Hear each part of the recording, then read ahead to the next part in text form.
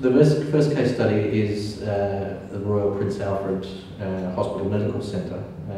It's a CapEx example. It's going to be delivered today by Carlos Olivares, who's the Associate Director of Real Estate Management at Colliers International. The building's owned by Australian Unity and managed by Colliers International. So, welcome, Carlos. The RPA, let me talk about the RPA to begin with. It's owned by Australian Unity. It's managed by Colliers International.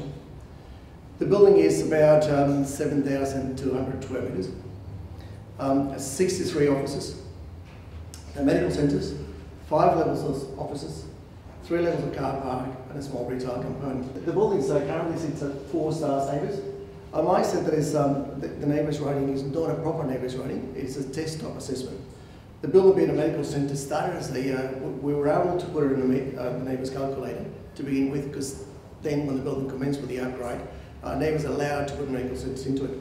Now you're not allowed to. But in any case, we continued with the neighbours rating so we can somehow we'll benchmark the building and we can continue benchmarking the building in the process. Let me give a bit of information about this case study. It represents with a small amount of CapEx, you can vastly improve your building. The building's gone with $185,000 worth of CapEx. The building's gone from 0 star to 4 neighbour star. It's achieved 52% in energy savings and a reduction of $51,000 year one, $15,000 every year after. So therefore, if you look at those figures, $108,000 is a no-brainer. The water's gone from 0.5 to 2.5 neighbours rating, achieving around 25% savings. And the return on the investment on the $188,000 is only between 1.8 to 2.2 years. So for a small amount of capital expenditure, you can get the savings. You can take a building from zero to 4. It's just enormously. What we did in stage 1, well, the first thing we did was trying to benchmark the building. So we looked at the PCA, the Property Council of Australian Guidelines, and we looked at how can we benchmark this building. The PCA normally looks after buildings per se, office, commercial space, and ours is a medical centre. So that didn't suit the criteria. So then we look at neighbours. At least neighbours, it doesn't suit to go 0 either, but neighbours got NLI, it's got consumption, it's got hours of operation, we have all those. So there we decided to put this building in the neighbours calculator and we got a 0. The first thing we did was to, like the engineer said, we're going to measure your consumption prior to doing anything by installing sub-meters. So at least we know where the energy was going. Then we decided to look, we install a power factor correction. Power factor correction doesn't, but at least minimise your consumption. We installed some timers in the car park to supply an exhaust fan that it currently was running 24/7. Once we had that information, and then we determined where the consumption was going, let's immediately install sub-meters in the lifts, the house light and power, the car park. We installed some sub-meters in the cooling tower supply, with the sub-meters in the water risers, etc. And then we were able to determine where is our dollar values going to go. When we decided that, as the chart shows before, most of your energy consumption goes into HVAC.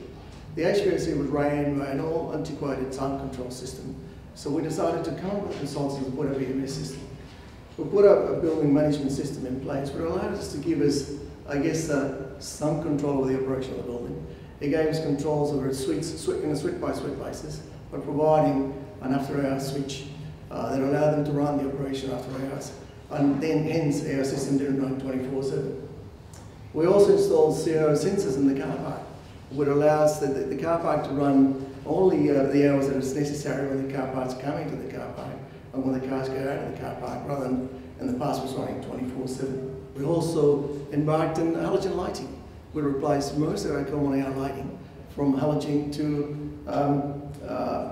low PLC lights. We didn't go to the LED at that stage, because when the process began, the LED, although the LED were in the market, no one was sure what the LEDs were doing. The water upgrades, we belong to Every Drop Counts. We're members of the Every Drop Counts, and we were able to get a grant from Sydney Water of $20,000.